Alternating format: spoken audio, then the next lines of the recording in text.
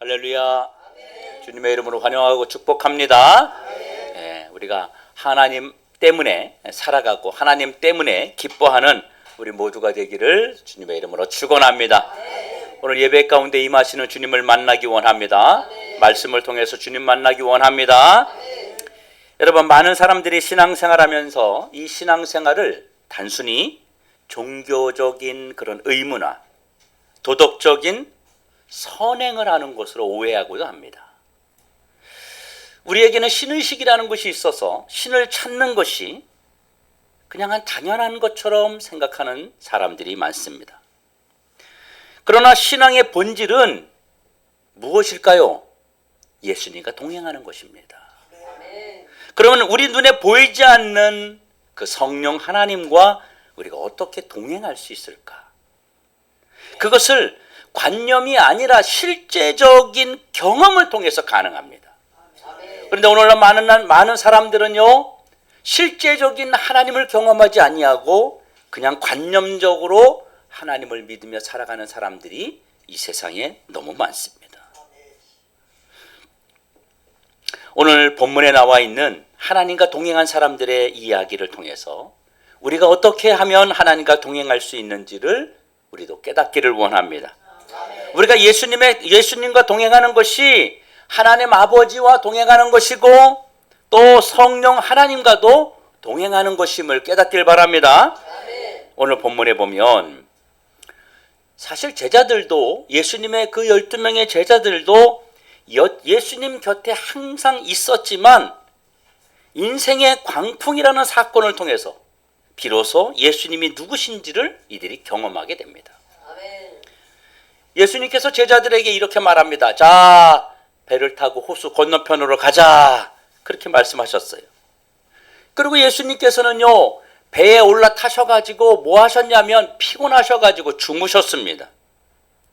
그런데 마침 배를 타고 가는 중에 큰 광풍이 호수로 내리쳤다고 성경은 이야기하고 있어요. 이 갈릴리 바다 옆에는요, 산이 있는데 이 산에서 광풍이 산 기슭을 타고 내려오는 바람이 이 호수에는 늘 있었습니다. 사실 예수님의 제자들은 이 갈릴리 호수에서 잔뼈가 굵은 사람들이에요. 이 사람들은 그곳에서 평생을 어릴 때부터 부모 때부터 계속해서 고기 잡는 일을 해왔던 어부들이었습니다. 그렇기 때문에 웬만한 풍랑이나 웬만한 폭풍이나 웬만한 바람에는 눈도 껍적하지 않는 그런 사람들이었습니다. 그런데 이들이 공포심을 느낄 만큼 대단한 광풍이 불어오기 시작했어요. 이 바람은 그동안 이들이 경험하지 못한 그런 바람이었어요.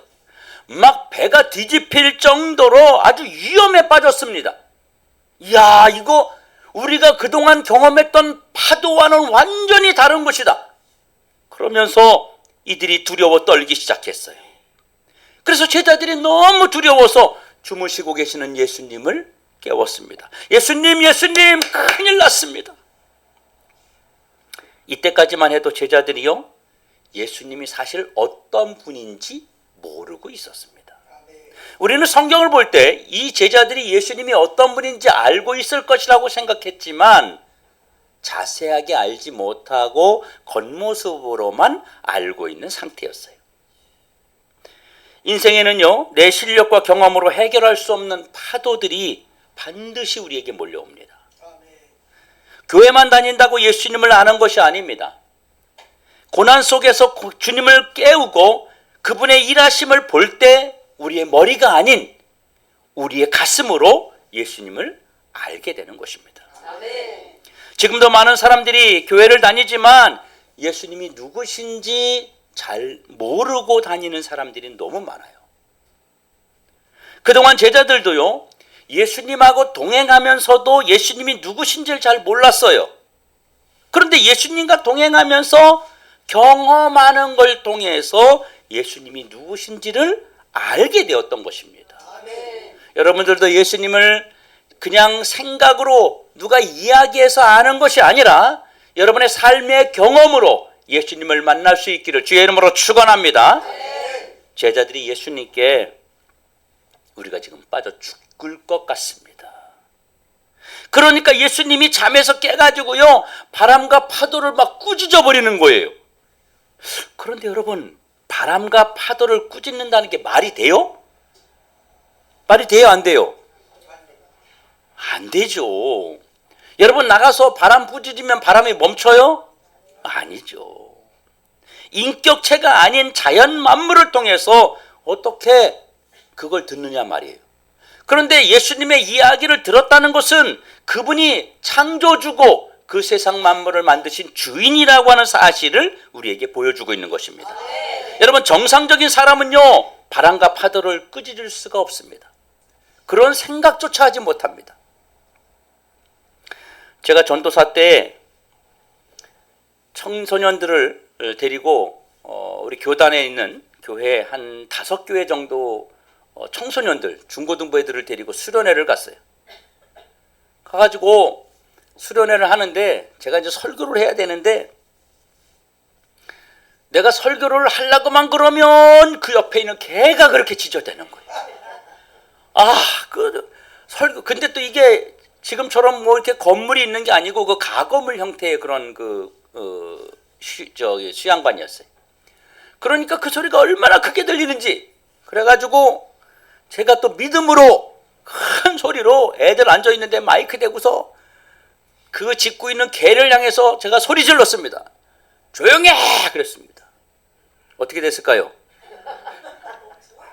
멈추긴 뭘 멈춰요. 계속 짖기 시작하는 거예요. 얼마나 민망한지 몰랐습니다. 내가 그때 걔가 탁 멈췄어야지, 와, 우리 전사님 대단하다 그럴 건데 계속 짖으니까 내가 얼마나 민망한지. 자연 만물은 우리의 소리를, 우리의 명령을 듣지 않습니다. 그런데 예수님은요, 바람과 파도를 꾸짖었어요. 그랬더니 갑자기 그렇게 강력하다는 광풍이 잠잠하게 되는 거예요. 그리고 그 파도도 잠잠하게 되는 거예요. 이 광경을 보고 제자들이 너무너무 놀란 거예요. 아니, 도대체 이분이 누구시길래 이분의 말 한마디에 광풍이 멈추고 이 파도가 잔잔해지는가? 이때까지도 몰랐다는 거예요. 예수님이 어떤 사람인지.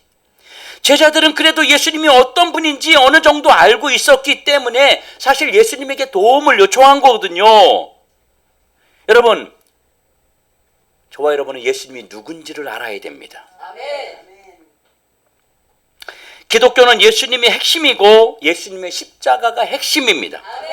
그런데 이 예수님이 누구신지 알지 못하는 사람들은요, 이 예수님의 그 십자가를 다 없애버렸어요. 그래서 교회, 십자가가 없는 곳은요, 교회 같지만 교회가 아닙니다.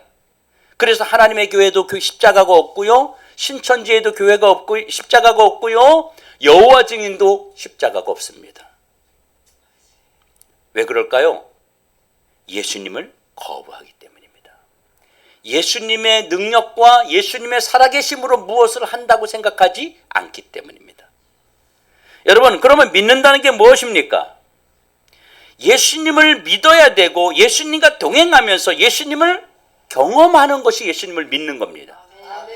신앙생활하면서 예수님을 경험하지 못하면 사실 아무 의미가 없어요.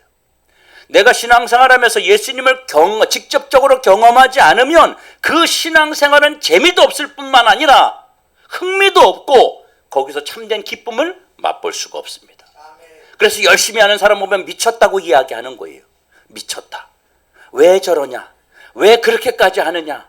뭘 그렇게까지 섬기느냐? 안타깝다. 이런 소리 하는 거예요. 그게 왜? 예수님을 경험하지 못했기 때문에. 그런데 이상한 것은요, 제자들이 예수님께 구했더니 예수님이 기적을 베풀어 주셨어요. 그러면서 제자들을 책망하셨습니다. 예수님이. 여러분, 우리는 두 가지를 생각해야 됩니다. 이게 제자들이 책망받을 일이에요? 여러분, 생각해 보세요. 지금 파도가 치고 위험합니다. 그래서 예수님에게 도와달라고 말했어요. 이게 책망받을 일이에요? 죽게 된 상태에서 죽게 됐다고 말하는 게 잘못된 겁니까? 아니죠. 그런데 예수님은 제자들을 책망했어요. 뭐라고 책망했냐면 너희의 믿음이 어디 있느냐? 라고 책망하셨어요. 이것을 보면 예수님이 우리에게 무엇을 원하고 계시는지를 우리는 알 수 있습니다. 그러면 우리의 믿음이 어떻게 성장할 수 있을까요? 우리 인생에 고난이 있거나 역경이 있거나 환난이 있거나 어려움이 있을 때 주님을 찾기를 예수님의 이름으로 축원합니다. 우리가 주님과 동행하지 않는 상태에서 내 인생에 광풍이 찾아오면 우리는 주님을 찾지 않습니다. 우리가 주님과 동행하지 않는 상태에서 나에게 문제가 생기면, 바람이 불면 주님을 찾지 않는다는 거예요. 왜요? 주님이 나를 구원해 줄 수 있는 분이라고 그 사실을 내가 경험하지 못했기 때문에 주님을 찾지 않는 겁니다. 현재 내 삶에서 나를 구원해 줄 수 있는 분이 예수님이라는 사실을 모르기 때문에 사람들이 문제 앞에서 주님을 찾지 않는 것입니다. 오늘 예수님의 제자들이 이 풍랑 가운데 주님을 찾았더니 뭐가 일어났어요? 기적이 일어났어요. 어떤 기적이 일어났어요? 바람이 잔잔해지고 파도가 잔잔해지는 기적을 보았어요. 그러면서 그들은 예수님을 보면서 뭐라고 그랬냐면 이분이 도대체 누구냐? 이런 의문점이 생겼던 겁니다. 여러분, 예수님이 우리의 기도에 응답해 주시는 이유 중에 하나가 저와 여러분이 잘생겨서 멋있어서 거룩해서 경건하게 살려고 노력해서가 아니라 주님의 이름으로 구했다는 것 때문에 우리의 기도에 응답하시는 것입니다. 제자들도 그들이 부족하지만 예수님에게 구했다는 것 때문에 예수님이 도와주시는 거예요. 그래서 우리 앞에 기도할 때, 우리 예배 드릴 때 우리 통성으로 기도하잖아요. 성령님에게 손을 내밀라고, 도와달라고 이야기하라고. 에이, 한 목사님 무슨 말씀하세요? 하나님이 다 알아요. 우리 생각까지 다 아세요. 물론 아시죠. 그런데 그것을 내가 믿음으로 손을 내밀 때 주님이 내 손을 잡아주시는 겁니다. 우리 자막을 한번 볼까요? 요한복음 16장 24절 말씀을 한번 같이 보겠습니다. 요한복음 16장 24절 같이 한번 읽습니다. 시작. 지금까지는 너희가 내 이름으로 아무것도 구하지 아니하였으나 구하라 그리하면 받으리니 너희가 기쁨이 충만하리라. 왜 예수님의 이름으로 구하면 예수님께서 응답해 주실까요? 딱 한 가지 이유 때문입니다. 오직 예수님의 이름이 드러나고 그분이 만물의 주인이심을 우리한테 가르쳐 주기 위해서입니다. 여러분 어디 가서 기도하면 누가 들어줘요? 안 들어줍니다. 물론 사람이 할 수 있는 것들은 들어주겠지만 그러나 사람이 할 수 없는 일들을 누가 도와줘요? 우리 주님이 그 기도에 응답해 주시면 우리 어떤 생각을 해요? 그분이 진짜 하나님이구나. 그분이 진짜 창조주구나. 우리가 그것을 알게 되잖아요. 주님을 알아주기를 원하시는 거예요. 주님을 인정해 주기 원하시기 때문에 우리에게 주님의 이름으로 찾는 자들의 기도를 들어주시는 것입니다. 그래서 우리의 믿음이 세상에 있지 않고 환경에 있지 않고 보이는 곳에 있지 않고 예수님 안에 있기를 주님이 원하고 계시는 것입니다.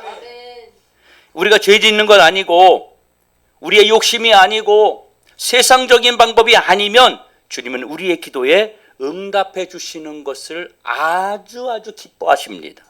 왜 기뻐한다고요? 주님이 누구인지를 알려주기 위해서. 기적을 통해서 그분이 나타나기를 원해서 그분이 누구인지 그분이 어떤 분인지 우리에게 정확하게 알려주고 싶어서 우리의 기도에 응답하시는 것입니다. 그러면 예수님은 어떤 분이십니까? 사람들은 이렇게 얘기해요. 왜 세상에 많은 종교가 있는데 예수님의 이름으로만 구원이 있다고 이야기하고 왜 기독교만 구원이 있다고 이야기하느냐? 너무 독선적이지 않느냐?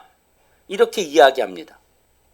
그래서 그런 여론이나 그런 사람들이 많아지다 보니까 WCC 같이 모든 종교는 다 하나다.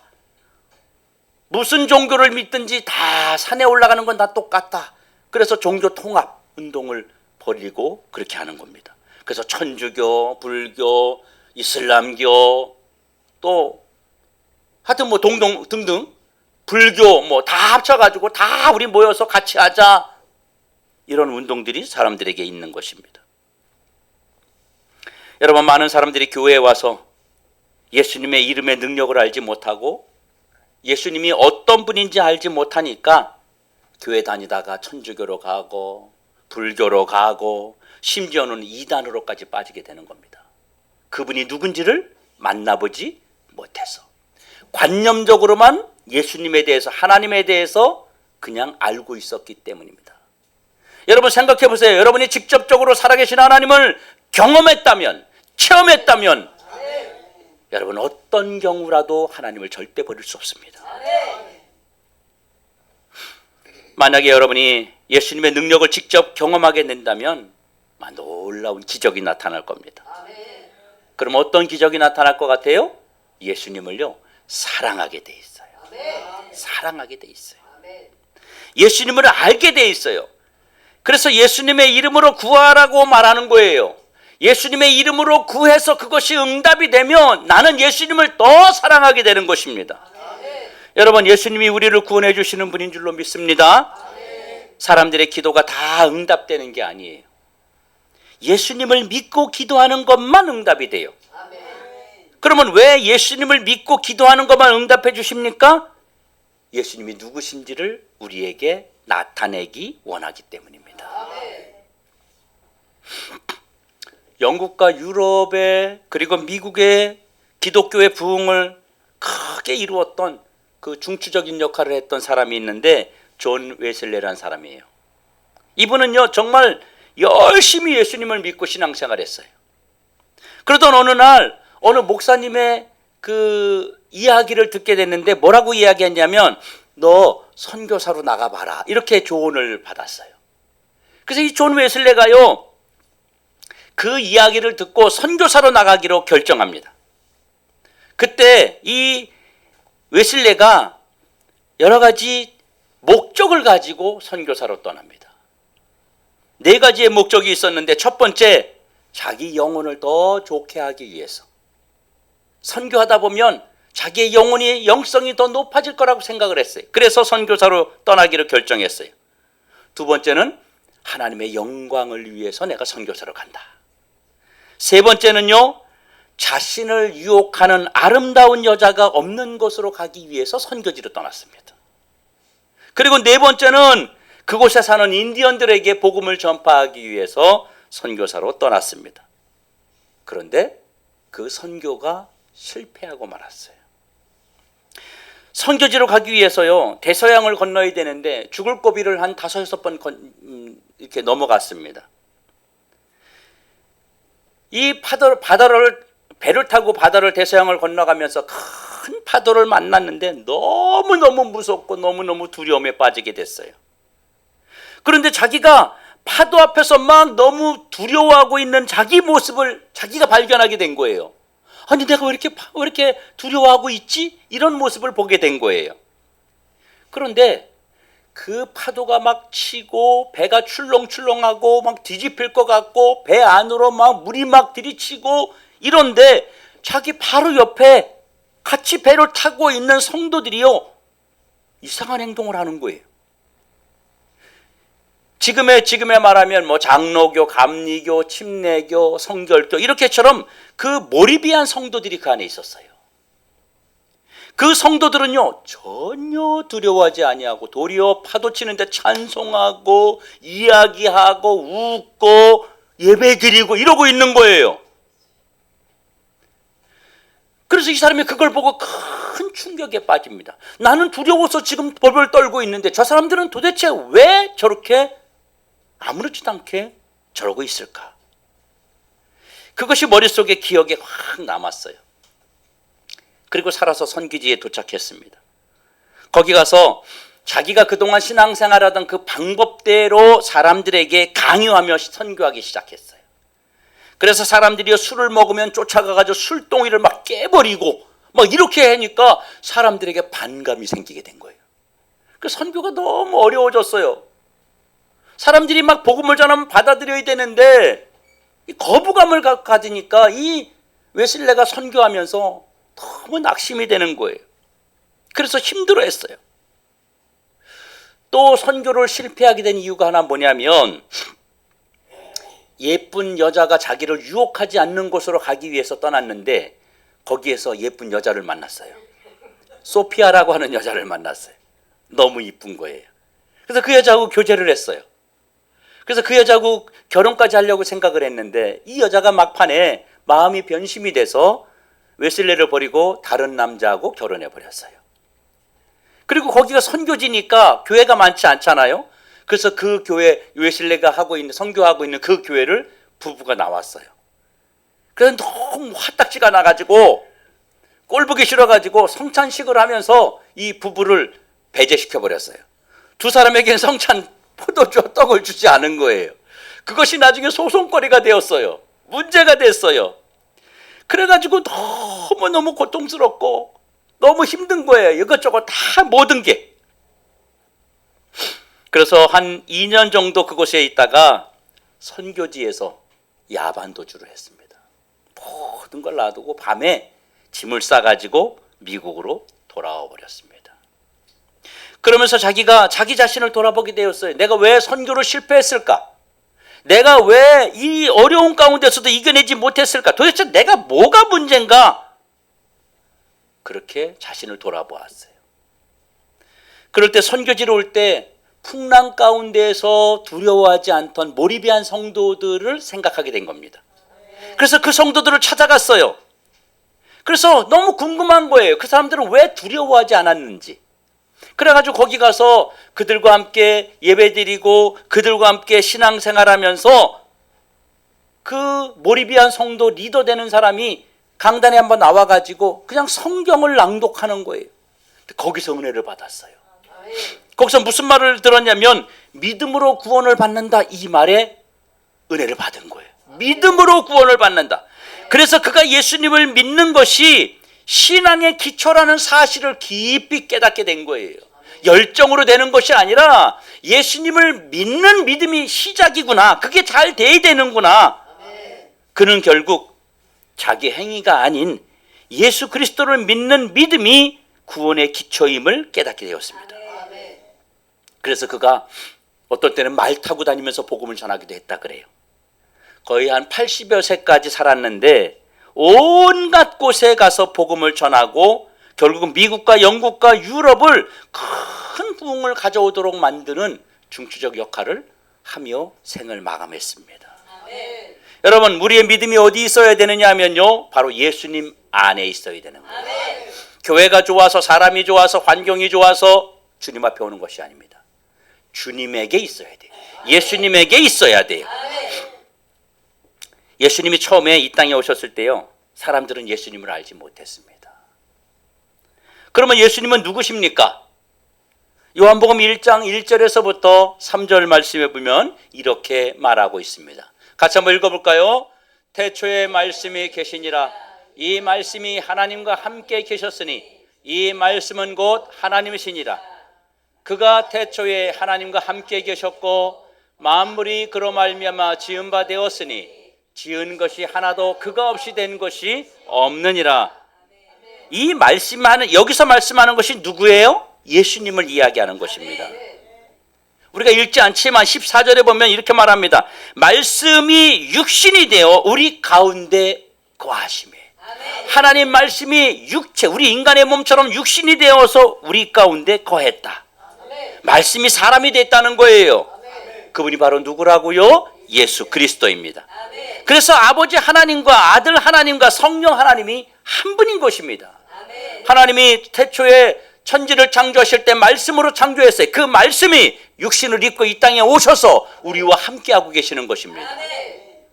여러분, 요한도 이 풍랑 가운데에서 예수님과 같이 있으면서도 사실 예수님이 누군지를 알지 못하고 있었습니다. 예수님이 바람과 파도를 잔잔케 하시는 기적을 보면서 예수님이 선지자구나, 예수님이 바로 하나님이 보내신 분이구나, 그렇게 생각했지, 그 전에는 그런 생각하지 아니하고 그냥 그저 뛰어난 사람 정도로 생각했던 겁니다. 성경은 예수님이 하나님이라고 말하고 있습니다. 요한복음 1장 3절에 만물이 그로 말미암아 지은 바 되었다라고 말합니다. 만물, 세상 모든 것이 그로 말미암아서 그분 때문에 지은 바, 지어졌다라고 말합니다. 창세기 1장 1절에 천지를 누가 창조했어요? 하나님이 창조했습니다. 그러니까 예수님이 하나님이라고 말하고 있는 거예요. 땅도 하늘도 해도 별도 이 세상의 통치 제도도 죽음도 사망도 천국도 천사도 다 누가 만들어요? 자, 우리 예수님이 만드신 거예요. 하나님이 만드신 거예요. 그가 없이는 된 것이 없는 거예요. 이것을 요한이 이 바다를 잠잠케 하고 바람을 잠잠케 하시는 그 예수님을 보고서 요한이 그때 깨달은 겁니다. 그래서 사도 바울도 예수님을 이렇게 고백합니다. 빌립보서 2장 5절에서 8절에 보면 이렇게 말하고 있습니다. 같이 한번 읽어볼까요? 빌립보서 2장 5절에서 8절. 자, 시작. 너희 안에 이 마음을 품으라. 곧 그리스도 예수의 마음이니 그는 근본 하나님의 본체시나 하나님과 동등됨을 취할 것으로 여기지 아니하시고 오히려 자기를 비워 종의 형체를 가지사 사람들과 같이 되셨고 사람의 모양으로 나타나사 자기를 낮추시고 죽기까지 복종하셨으니 곧 십자가에 죽으심이라. 그가 누구라고요? 오늘 지금 읽은 본문에 보면 그는 근본 하나님의 본체라고요. 하나님이라는 거예요. 예수님이요. 하나님과 동등되지 않으면 자, 모든 것이 그렇게 말을 듣지 않아요. 하나님이 창조하셨고 명령하신 분이 예수님이기 때문에 그분이 하나님이고 그래서 주인의 말을 듣게 되는 것입니다. 하나님과 동등되지만 자기를 낮추기 위해서 죽기까지 복종하시며 십자가에 죽으셨습니다. 왜 십자가에서 죽어요? 바로 저와 여러분의 죄를 용서해 주시고 우리를 죽음에서 건지기 위해서 십자가에 죽으셨습니다.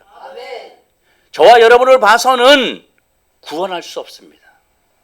저와 여러분을 봐서는 성령 하나님이 우리를 도와줄 만한 자격이 되지 않아요.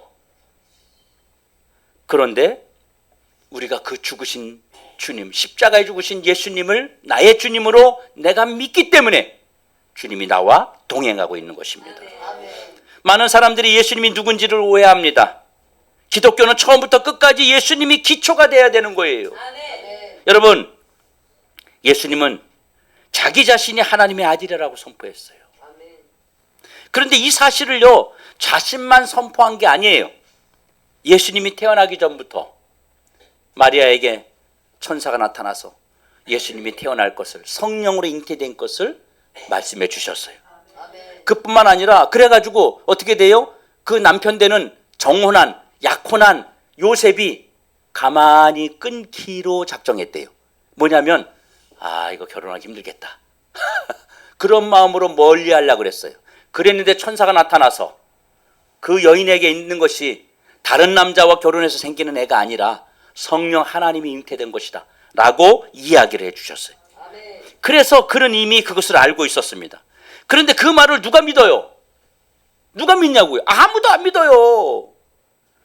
여러분, 우리 딸이 임신했는데, 쌍둥이 임신했는데 그냥 결혼도 안 했는데만 임신했다고 쳐봐. 근데 하나님이 주셨다 그러면 누가 믿겠냐고. 아무도 안 믿고 그거 미쳤다 그럴 거 아니에요. 그렇죠? 아무도 안 믿었어요. 이때 사람들도 똑같았습니다. 아무도 믿을 수 없었습니다. 그런데 예수님이 하나님의 아들이라는 사실을 결국 누가 증거해 주느냐? 하나님이 증거해 주시는 거예요. 그분이 하나님이라는 사실을, 그분이 하나님의 아들이라는 사실을 하나님이 증거해 주는 거예요. 어떻게? 예수님이 하는 말에 세상 만물이 다 복종해 버리는 겁니다. 기적을 주는 겁니다. 여러분, 이거 아무나 할 수 없는 거잖아요. 그분이 물로 포도주를 만드시고 죽은 자를 살리시고 물 위를 걷고 질병을 치유하고 소경의 눈을 뜨게 하고 귀신을 쫓아내고 하니까 사람들이 믿었어요. 그런데 사람들이요, 예수님을 하나님의 아들로 믿은 것이 아니라 선지자 중에 한 사람으로 그냥 믿었어요. 그분이 진짜 하나님이고 그분이 진짜 하나님이 아들인 것을 그들도 알지 못했어요. 그랬는데도 몰랐어요. 소경의 눈을 뜨게 하고 귀신을 내쫓고 질병을 치료하는 이런 사람이 세상에 어디 있는가? 야, 이 사람은 진짜 하나님이 보낸 사람이 맞구나. 제자들도 그 정도까지만 알았다는 거예요. 그런데 제자들이 알고 있던 것보다 훨씬 더 대단하고 놀라운 능력을 행하시는 예수님을 보게 되었습니다. 바람이 명령하니까 잠잠게 됐습니다. 파도가 명령하니까 잔잔게 됐어요. 그러니까 제자들이 너무 놀라서 하는 말이 뭐예요? 아니 이분이 누구이기에 바람에게 명령해도 그 명령을 듣는가? 도대체 이분이 누구이기에 파도에도 명령해도 그렇게 말을 듣는가? 여러분, 이거 놀라운 능력을 그들이 보게 된 것입니다.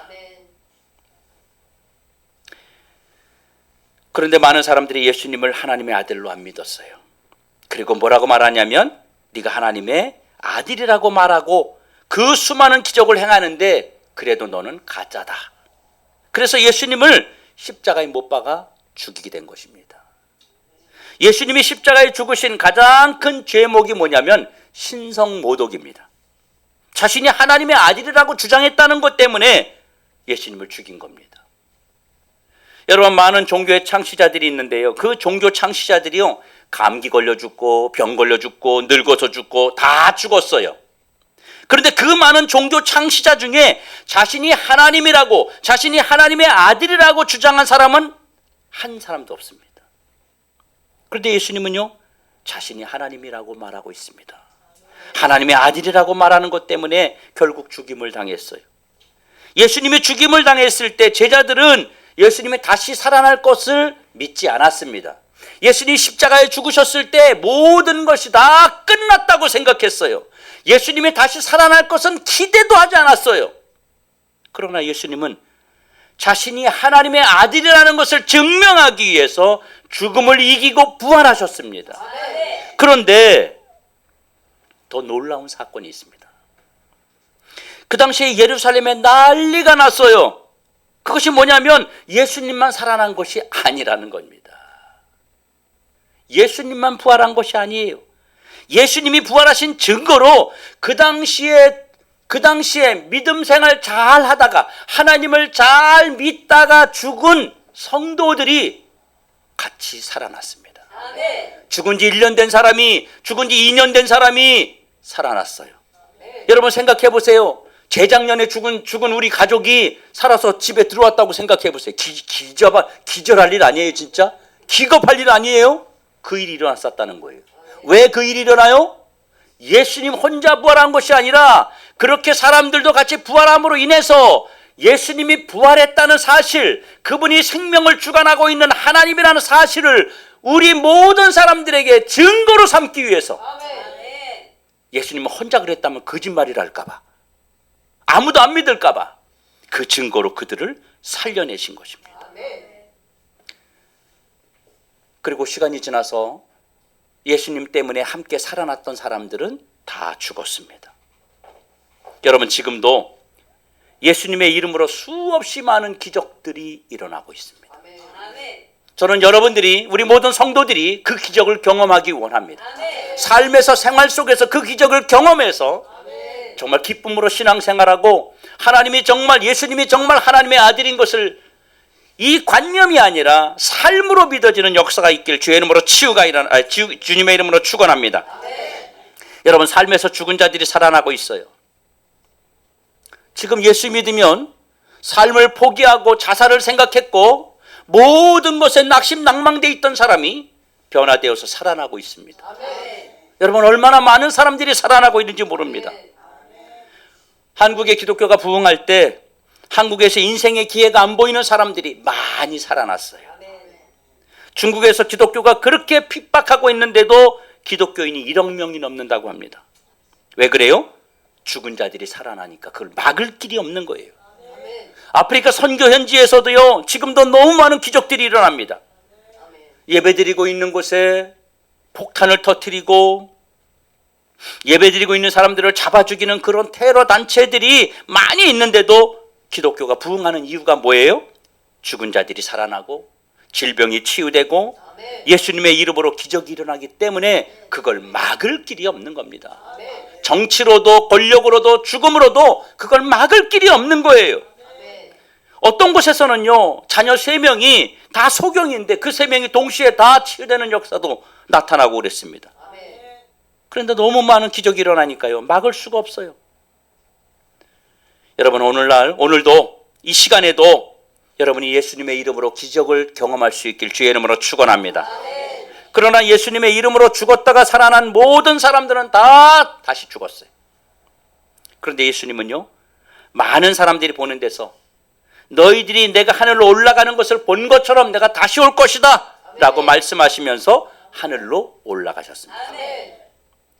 여러분, 세계 역사상 죽었다가 다시 살아나서 죽음을 보지 않고 하늘로 올라간 사람이 있어요? 아무도 없습니다.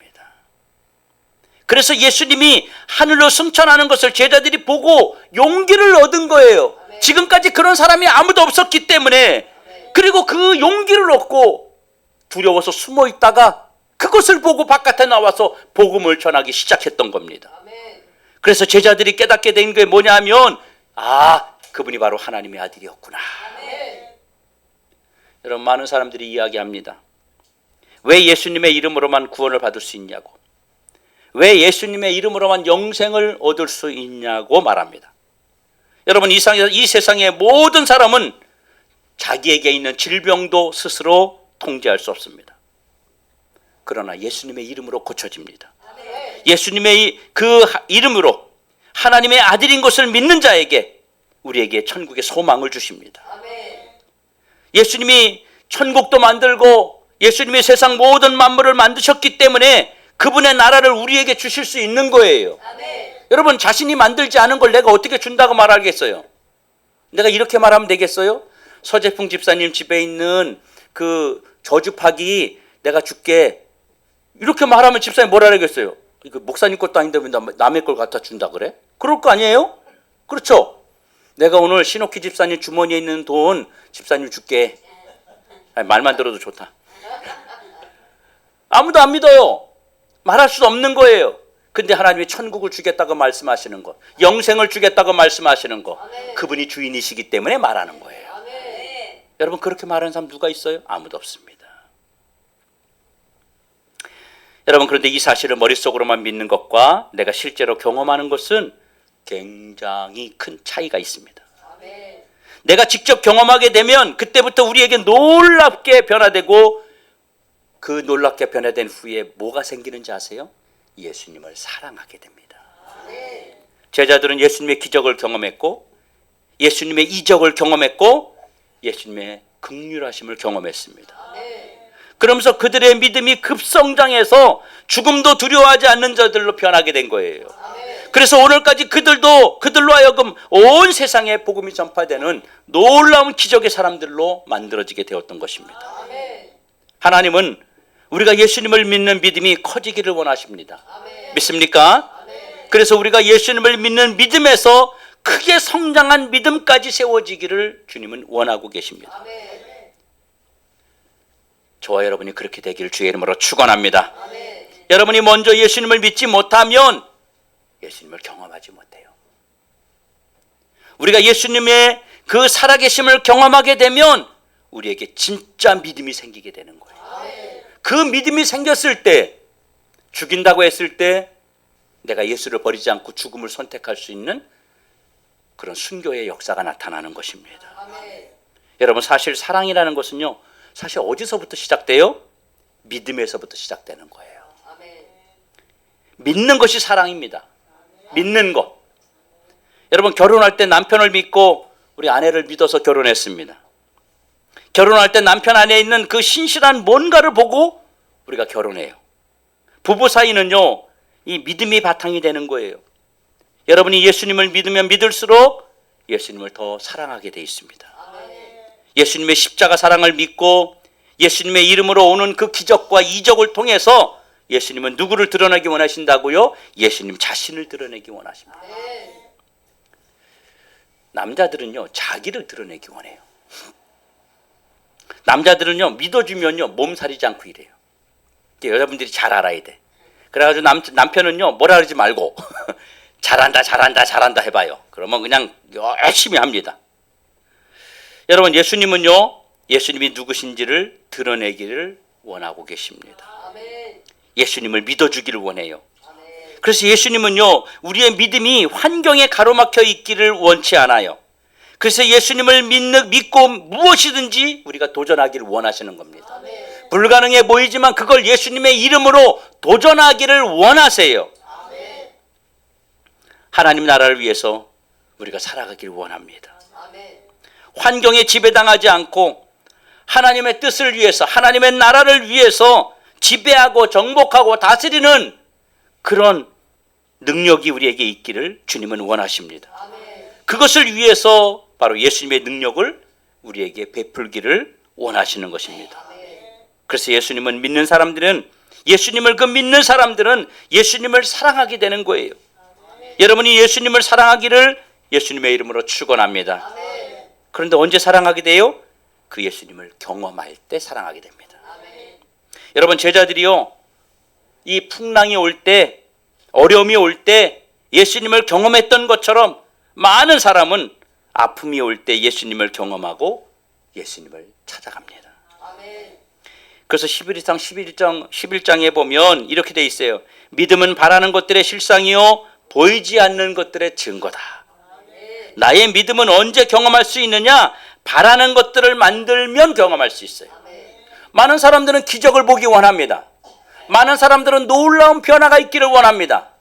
그런데 그것을 경험하기 원하지만 내가 원하는 꿈과 목표와 비전이 없어요. 뭘 원하는지가 없어요. 우리가 죄악되고 타락하는 걸 원하면 안 되지만 하나님 안에서 저와 여러분이 소망과 꿈을, 비전을 갖기를 원합니다. 여러분, 불가능해 보이는 것, 내가 할 수 있는 것만 여러분 생각하지 말고 내가 할 수 없는 것, 내 힘으로 할 수 없는 것을 여러분이 꿈을 갖기 원합니다. 아유, 인생이 사는 게 다 그렇지? 아닙니다. 다 그렇지 않습니다. 분명히 다 그렇지 않습니다. 다릅니다. 이 세상 똑같이 살아가도 사람의 삶이 다른 것입니다. 그래서 여러분이 꿈을 가져야 돼요. 주님을 사랑하려면 먼저 비전이 있어야 돼요. 목표가 있어야 돼요. 꿈이 있어야 돼요. 그걸 하나님에게 간구하세요. 그러면 주님이 그 기도를 들으시고 역사하셔서 그 기적을 통해서, 그 이적을 통해서 주님을 더 사랑하게 되는 것입니다. 오늘날 많은 성도들이 이런 꿈과 비전이 없이 살아가는 분들이 너무 많습니다. 하나님께 간구하기 전에 내 머릿속에 안 된다고 이미 결정하고 시작하는 분들이 너무 많습니다.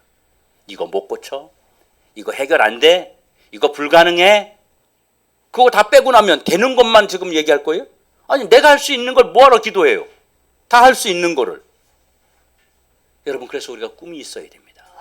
우리 모든 성도들이 내 눈에 불가능해 보여도 그것을 뛰어넘는 주님의 역사하심이 있을 걸 믿고 여러분이 꿈을 소망하고 주님 앞에 기도하여서 그것이 이루어질 때 우리는 진짜 주님을 사랑하게 됩니다. 우리 입으로 주님을 사랑합시다, 사랑합시다, 사랑합시다 한다고 사랑해지는 게 아니에요. 경험하면 경험할수록. 여러분, 우리가 가족끼리 부부가 살면서 내 남편 아내를 더 신뢰가 가면 갈수록 어때요? 사랑하게 돼 있습니다. 그 사람이 더 믿어지면요 더 사랑하게 돼 있어요. 우리가 그런 방법으로 주님을 사랑할 수 있기를 주님의 이름으로 축원합니다.